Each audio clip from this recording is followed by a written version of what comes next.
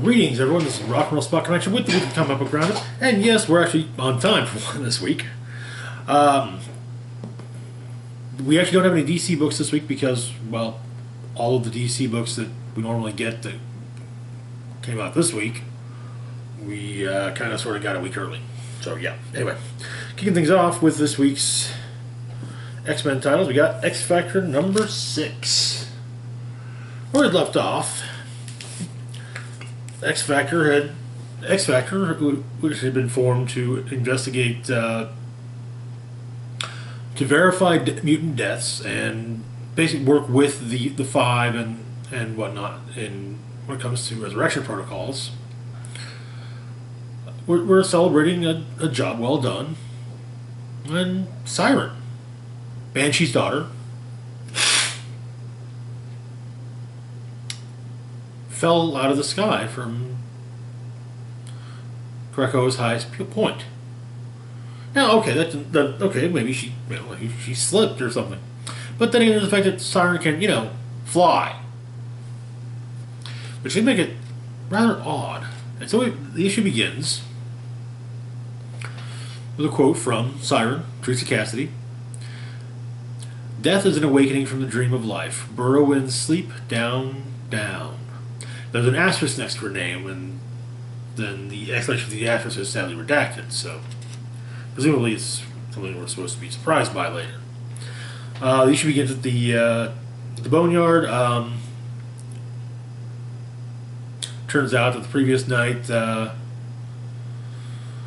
Lorna may have gotten a little lonely and left an ill-advised voicemail to Alex Havoc Summers.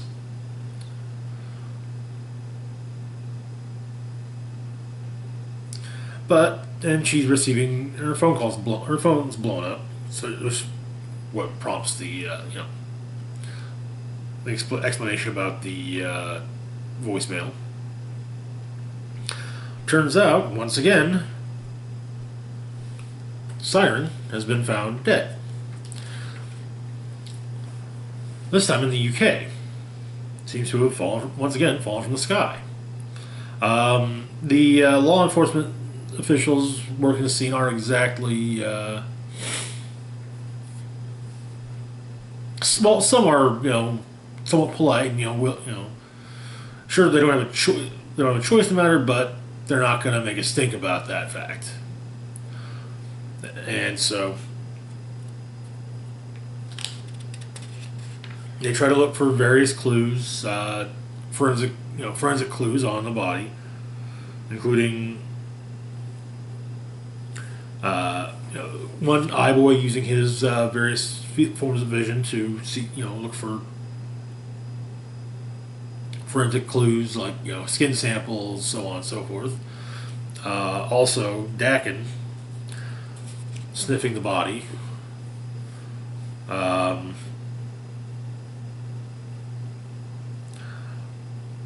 Then North Star pulls Dakin aside and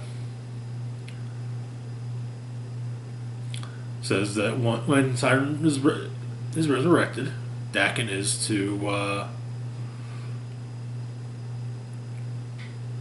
tail Siren, keep an eye on her, by himself, track her movements, report back. Don't let her catch him. If she dies again, watch her die, observe and learn. Don't intervene. Just find out what she's hiding and lying about. And he finishes up the whole thing. Northwest finishes up the whole explanation by saying that he wants to believe and would truly love to have his cynicism misplaced, and so he asks that Dakin prove him wrong. So they take Siren's body back to Krakoa.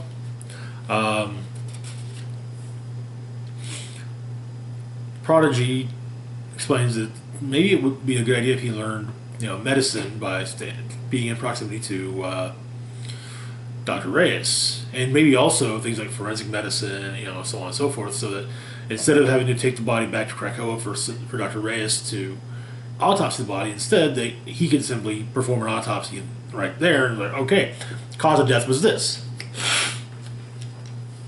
So back at the healing gardens, the morgue, Prestige and Prodigy watch the autopsy. And Prodigy explains what he's doing. But he also does have a request. And he has a question: what happens to the remains of a dead mutant after resurrection? And also, she simply says it depends on what exactly you're asking. But he explains he wants to start a body farm at the boneyard.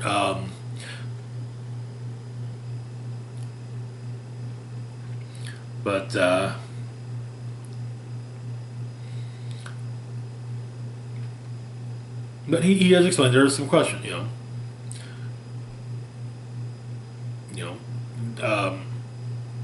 are there varying rates of mutant decomposition? Does dying on Krakoa do anything specific to the rate of decomposition, and so on and so forth? And so it's decided that, yeah, they'll do it. Later on, once again, Siren has been resurrected. They ask her about what's going on, and she just kind of blows them off. They also try to make a point of keeping her away from, keeping her looking out at the body farm, seeing as how her body is one of the bodies there.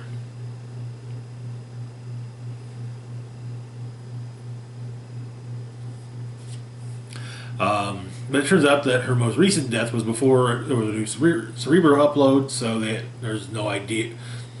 She couldn't even explain. She had no idea what she was doing in the UK.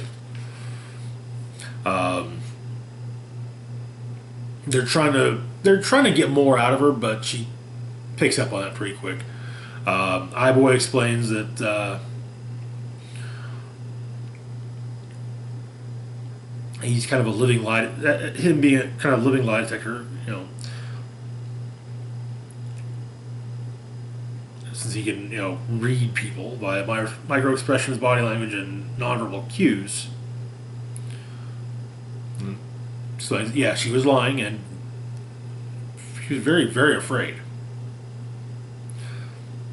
Prestige, Rachel Summers, a formidable telepath, to put it lightly. Yep, lying and afraid of them finding out the truth. Dakin's Dakin's senses picked up that, yeah, she's lying, and she was lying for the entire time. Prodigy explains that, yeah, the one thing she did say was that her last backup was taken before her second death, so she doesn't remember anything leading up to it.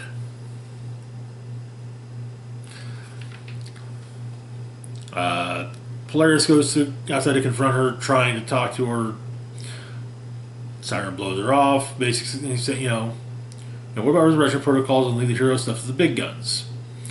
And Polaris reminds Siren she is one of the big guns. And, reminding her of how Polaris once came so close to cracking the world apart like an egg that Siren had to make a deal to host an ancient death goddess just to save Polaris' fractured mind.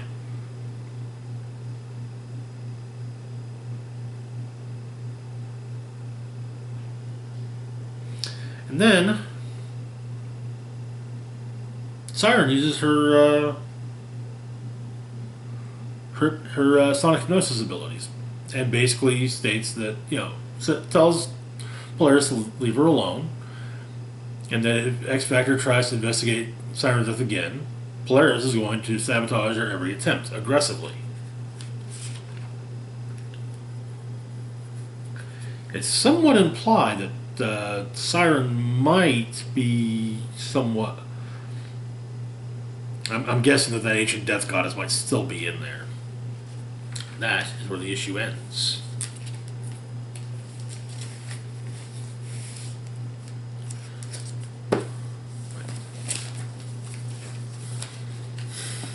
Oops. Brings us to our next book, Hellions, number 8. Where we left off, the Hellions were on a mission to retrieve Nanny's ship from the Right, a paramilitary anti-mutant group run by longtime X-Men foe Cameron Hodge. These should begin with a quote from Nightcrawler. "The soul of a man does not hate. The hate is a separate thing, cumbersome armor forged in neglect and fear." But they've arrived. Hodge is doing the usual supervillain thing and just, bloviating, just talking. Blah, blah, blah, blah. But Wildchild and Nanny, who were killed in Amenth and have since been resurrected, seem to be a bit sharper. They just kind of say, okay, yeah, there's like less talking, more getting the ship, and they go off to get the ship. Hodge sends some of his robot Smileys after them. So the rest of the Hellions face off against the Smileys. Well, of course, Empath runs.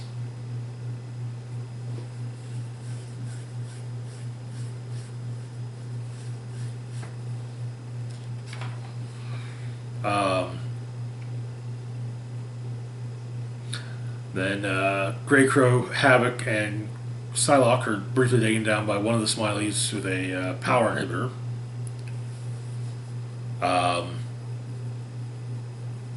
But it turns out there's a conflict when one of the Smileys tries to kill Psylocke. Basically, the difference between Quenon's mutant-human genome is between the mutant-human genomes of when it comes to Psylocke is within the margin of error. And so Hodge, basically uses his techno-organicness to override the query, but basically he's distracted long enough that Grey Crow is able to take down the Smiley, and so once again they have their powers back. In the hangar, Nanny and Wildchild show up and wreck to a pair of Smileys who are actually kind of discussing that they don't have anything like Hodge or his beliefs or anything about him. Take him down, and then they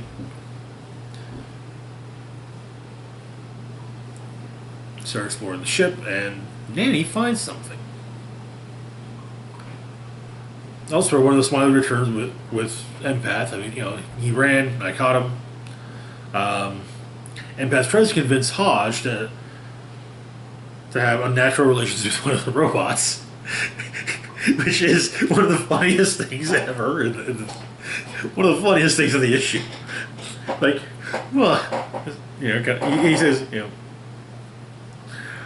Hodge is, that tells Empath to stand on his knees. It's better to beg for forgiveness. And Empath says, for what? You're the one who's about to have unnatural relations with a robot. That would feel awfully good, wouldn't it?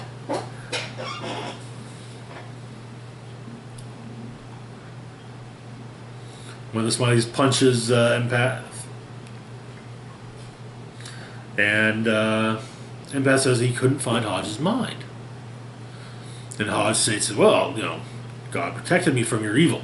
Praise be to him. Also, Hodge tries to spout off, oh yes, his resurrections are all a gift from God, but earlier Havoc did explain, no. You made deals with, you've dealt with demons. In fact, the demons you deal with are friends of a friend of ours. But Empath puts it together. It's not so much that Hodge's mind was hidden or blocked. It wasn't there. Hodge is actually a robot.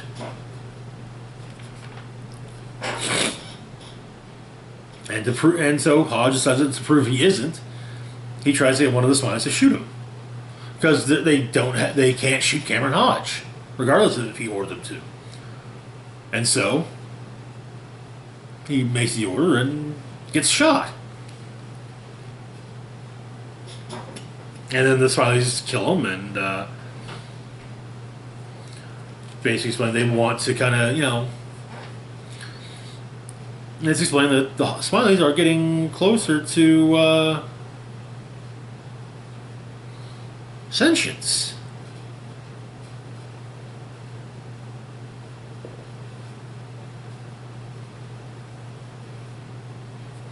As Nanny and Wildchild fly back to the group, Wildchild observes that Ament isn't through with them, and that Nanny feels it, and she agrees.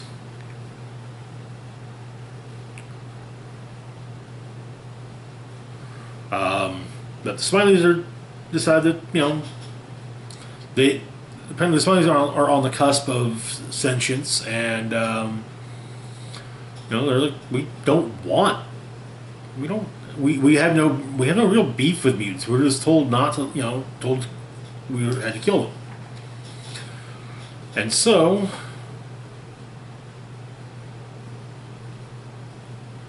inside the base, Psylocke has a conversation with Magneto. Magneto who has just given the team one more task. Since the Smileys are infected with the techno-organic virus, they're evolving, thinking, and it looks like they're getting close to self-replication and sentience, and so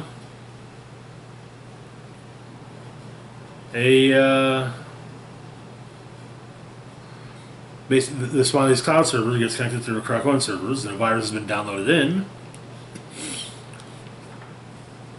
which then kills all the Smileys.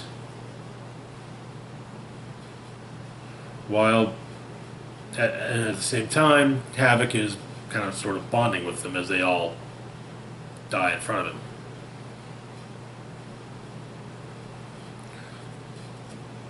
As the team leaves, Nanny explains that Havoc is upset.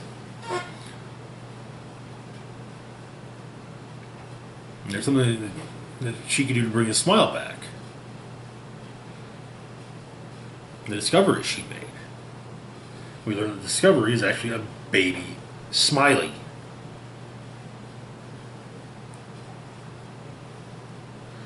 Which he does intend to raise. We also learn of the Hesiod Protocol. Tenets of it are, as AIs have been weaponized against mutant kind in the past, so shall it be in the future. Like all AI, anti-mutant code evolves towards self-awareness. It is better to poison a seed than to fell a tree. Practice. Monitor occurrences of self-aware anti-mutant AI.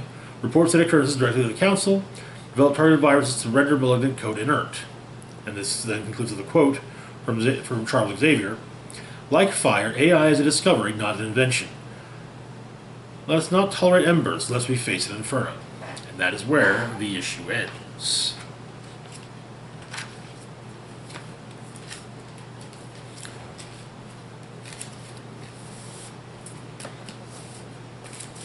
Which brings us to Juggernaut number 5. Where we left off, Juggernaut and D-Cell were investigating had learned of a secret for-profit supervillain prison called the Dungeon. And they were planning to bring it down. The issue begins on Krakoa. Juggernaut is having a telepathic conference with his foster brother, Charles Xavier, and his best friend, Black Tom Cassidy, about D-Cell. Turns out that D-Cell's deceleration field has prevented the telepaths of Krakoa, as well as Cerebro, from scanning D-Cell.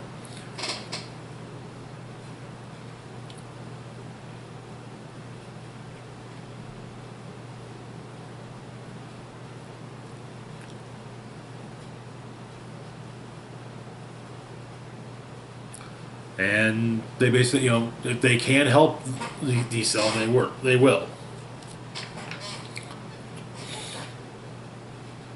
A couple of days later, Juggernaut and D-Cell attack the dungeon and discover that the location they've been given is really just the location where they're taken to a giant teleportation portal. So Juggernaut goes through, starts fighting the guards. Turns out the guards, the warden explains that the guards, the elite guards, have the DNA of Swarm and Toad grafted to their genome matrix. Which makes Juggernaut laugh, because, well, I mean, Swarm and Toad aren't exactly A-list ass kickers. But it turns out what it is that the combination of genetic traits allows the stings of the bees created by the elite guards to release a paralytic agent. Because, you know, they, after that whole bit from the X-Men movie, Marvel kind of said, hey, you know what? Toad can totes do that now.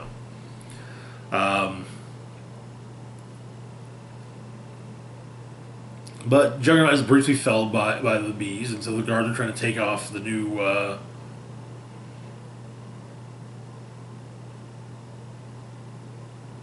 the stabilized Crimson Bandits of the Taurak band, the stabilized Crimson Bandits of the Taurak, and the idea being to mass produce them, you know, because the company behind the dungeon will make a ton, producing them for the police, the military, even the NFL. Then D-Cell shows up, and they discover that the dungeon is basically a helicarrier. D-Cell isn't entirely confident in her ability to slow down their descent, so they go back inside. Right off the bat,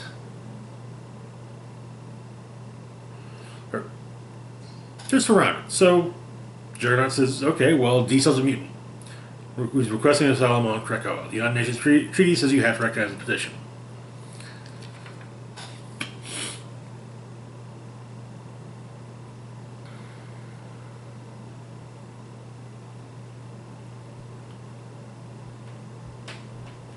But D-Cell explains her origin, how her powers manifested, and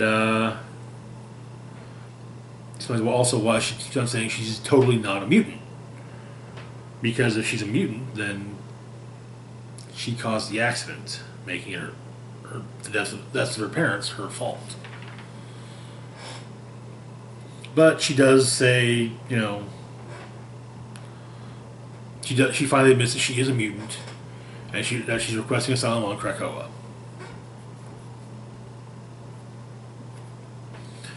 The warden says, "Okay, fine. We'll you know."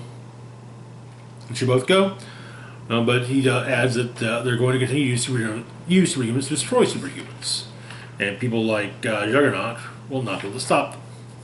A couple days later,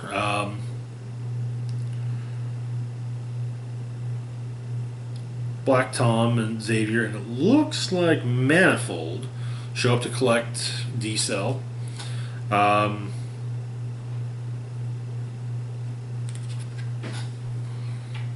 Her and Kane share a friendly hug, and Juggernaut tells Black Tom to keep an eye on her because she'll run away first chance she gets. And then Tom asks Juggernaut what's next for him.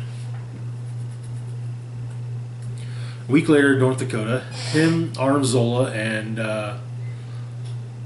Arnim Zola's plasmid lab partner, Primus, reconstitute quicksand.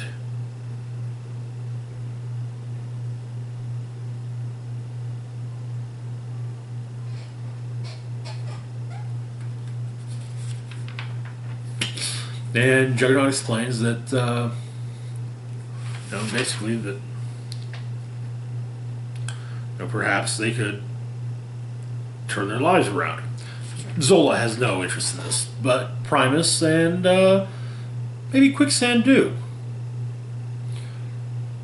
And basically, Juggernaut wants to help the not entirely the I can change the supervillains who, when they say they can change, they actually can change. I mean, if you stop and look back at Marvel Comics, DC, every any comic company with a large superhero stable, you've got tons of tales of villains turning good and actually, trying to turn good, and then generally what happens there is a new writer comes in and is like, discard like, I don't want to use that villain character, on my hero team. No, I want to use these heroes. And then after a while, the villain just goes back to their villainous ways. Well, what if some of these villains tried to act, kind of like what the Thunderbolts did? I mean, that was kind of like, after a while, the entire point of the Thunderbolts, or at various points, the entire point was redemption. Keep staying on the straight and narrow. In fact, Juggernaut was a part of one of the kind of sort of redemptive Thunderbolts teams. Even if they were, based out of the Raft and partially a penal squad.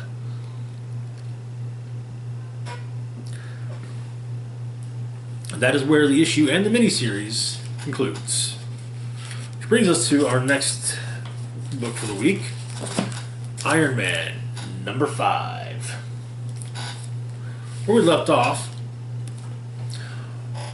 Korvac had kidnapped James War Machine Rhodes and basically was kind of saying, hey, if you... and basically told Iron Man that he brings in the Avengers while he's going to kill Rhodey.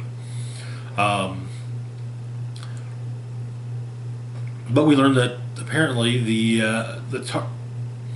what Korvac's looking to do is he's looking to raid Galactus' world ship, the Ta-2. Presumably to retain that cosmic power. And so,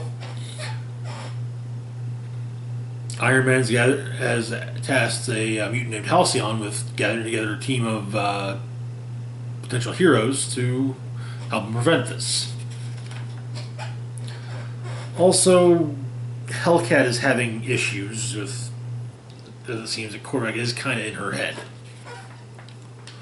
And we find out just who it was that Iron Man recruited, thanks to Halcyon. Gargoyle, formerly of the Defenders. The Scarlet Spider. Misty Knight. And Frogman. And I will say that the descriptor is wrong. There is a Frogman action figure. I've seen, or at least, if there isn't one already, there is one coming soon. So, yeah. I mean, at least, there's that. He does have at least a coming figure. But Tony explains what's going on. And he's cobbled together a suit to keep Halcyon's adrenal system going when he's around, when he's hanging out with everyone. As his mutant power keeps his heart rate locked at 70 beats per minute. So,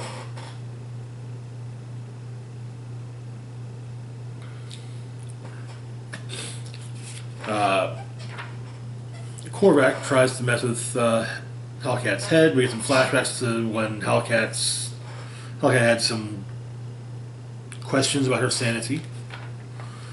She goes to try to... She doesn't realize it, but she goes to try and face him.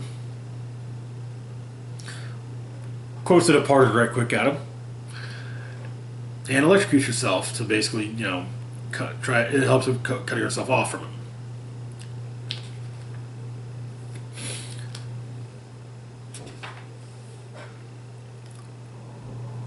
Iron Man shows up, and it turns out that he was kind of using Hellcat as bait, which he promptly apologizes for.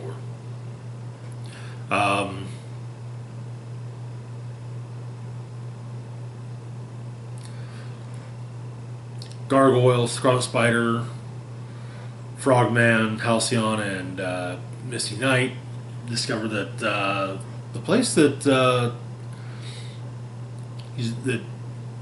Korvac's apparently based out of has something very powerful, very large within it. Tony goes to gather up Hellcat, like I said, apologize for using her as bait. When a bunch of people come pouring out of the building, claiming it's got the bomb inside. The building being a laundromat. Korvac's in there. Him and Tony argue a bit. There's no bomb. Meanwhile, it turns out there's a Shi'ar jump craft inside the place where inside Korvac's base.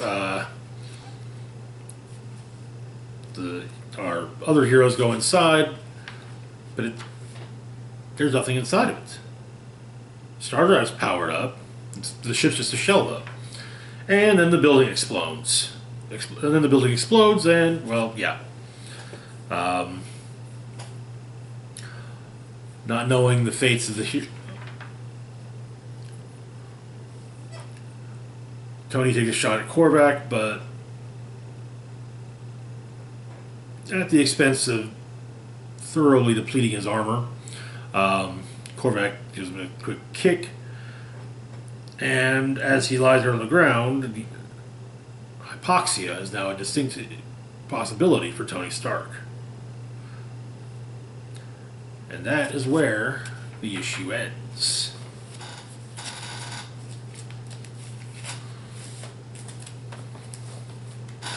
Which brings us to our next issue, Thor 11. Where we left off in Thor, Donald Blake had escaped from the limbo realm he was in after having been driven mad by it. And basically exiled Thor there, exiled everyone from Asgard, and then went in search of others. Meeting at the end of the last issue with none other than Jane Foster. So the issue begins with Donald eating a steak over lunch with Jane Foster. And Jane's a bit curious about what's going on because she somewhat understands the dynamic, Donald Blake is Thor's human avatar, basically. But, now, why is Donald here? He's been gone for a while. In the limbo dimension,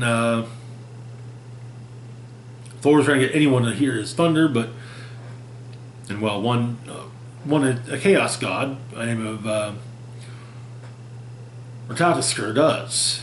Ratatoskr was last seen in the last few issues of the Beatable Squirrel Girl. Which makes sense because he does bear some resemblance to a squirrel. But Ratatoskr explains to Thor that Asgard is empty, as all the Asgardians have been sent to the blood dimension, or to Dimension Blood. And Volstagg is making... Some of them are availing themselves of the hospitality of the creatures there. However, not all are, including Sif, who wants to just get back to Asgard and retake it, and Beta Ray Bill, who has been... said that his Thor powers removed. But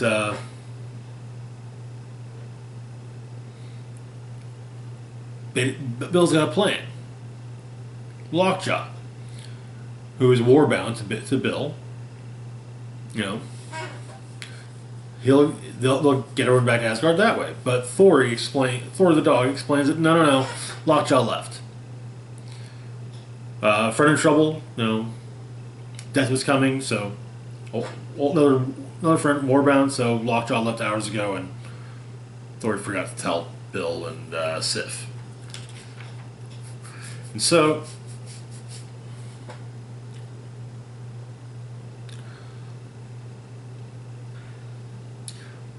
Donald explains more about...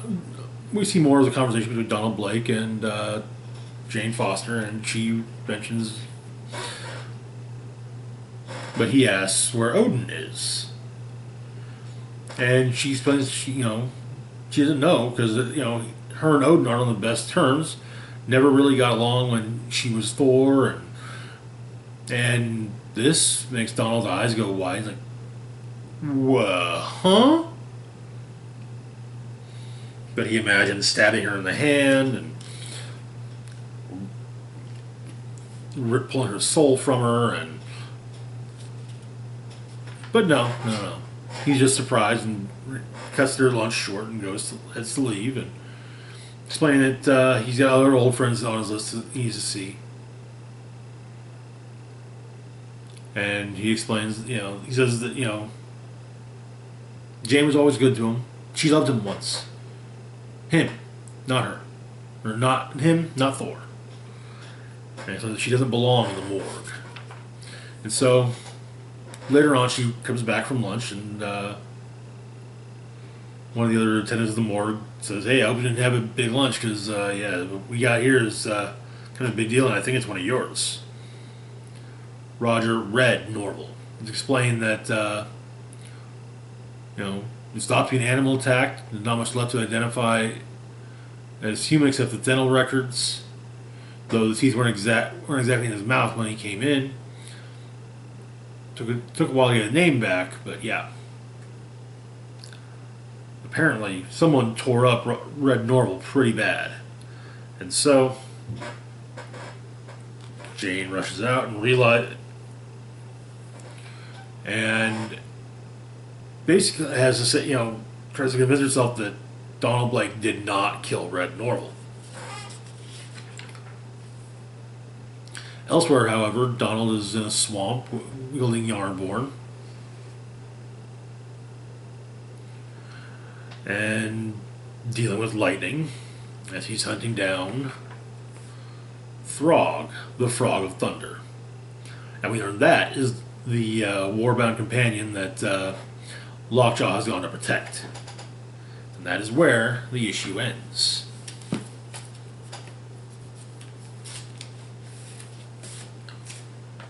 Which brings us to our next book of the week, MODOK Head Games, number 2. So where we left off, MODOK was beginning to have strange visions of a life that he never lived, but they seem to be memories. And these memories, whether they're real or false, have been deemed a potential problem by AIM, and so they try to kill him, and he, escapes and goes to one of the few people who could actually help him. Tony Stark.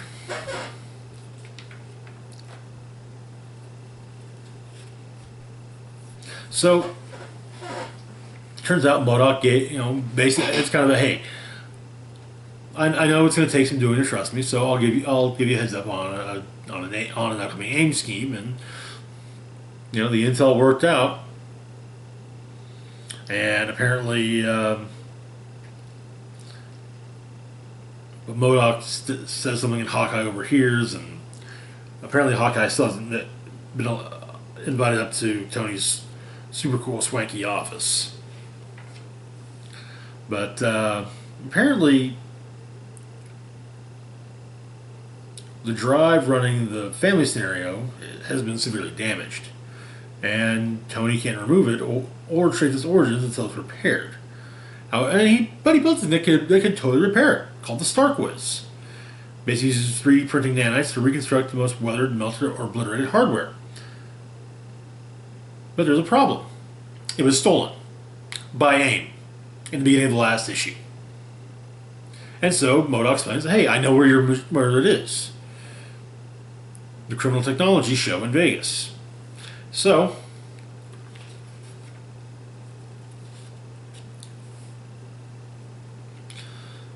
at the Roxxon Casino in Vegas, MODOK and Tony show up in disguise. MODOK disguised as Arnim Zola, because apparently a lot of people confuse the two. Similar color schemes and at least, strange head stuff. I can kind of see it, but it's a stretch. And Tony is dressed up as, a Hydra foot soldier. We see a bunch of others there. Swarm, a couple members of the Wrecking Crew, the Hood, Yellow Jacket, Black Ant, Mysterio, Stegron, Controller, Zemo, Crossfire, Sauron, the X-Men villain. Looks like you got an arcade's murder world on display. We got a couple of reavers, the usual. So they're trying to get their way in, and the Silver Century armor is how they bribe their way in. The MODOK is reminded. He's always mentions that he's allied himself with most of the people at the show, and he's reminded by the voice in his head that every time he's turned on, including, and he sees the Servants Society looking to buy weapons from Ultimatum. We have to run down on how the whole thing's supposed to go. And Tony has gone to have drinks with the master of the world. And Zola sees the servant squad going to the bathroom and opts to follow them. When you get a brief cut to the family interlude where apparently his daughter's been dumped by her girlfriend, and his wife consoles her while MODOK looks in the room smiling, and then Tony comes to the bathroom, and the Servant Society is I'm not going to necessarily say dead because, well, these guys are, they're like bad pennies. But they are severely injured and have beaten down by MODOK. So Tony opts to help hide the bodies. They go to the show. Sinister's there as well. So is Mojo.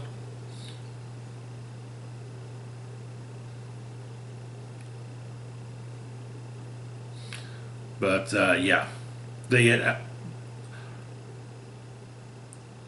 MODOK and Stark get outed. Rather than sacrifice Tony, however, MODOK's brain realizes that it's smarter to not do so, and so Day is saved. And later on, after Stark gets the machine back, he uses it to fix the drive, and he explains that the coding origins behind the memory drives aren't new. In fact, it's really old code, getting all the way back to the original MODOK experiment. So MODOK's going to have to go to Boca Caliente, where he was first made. At AIM headquarters, well, Monica Rappuccini is not happy about this, and so she hires one of the few mercenaries out there who's actually taken down MODOK before. Gwenpool. And that is where the issue ends.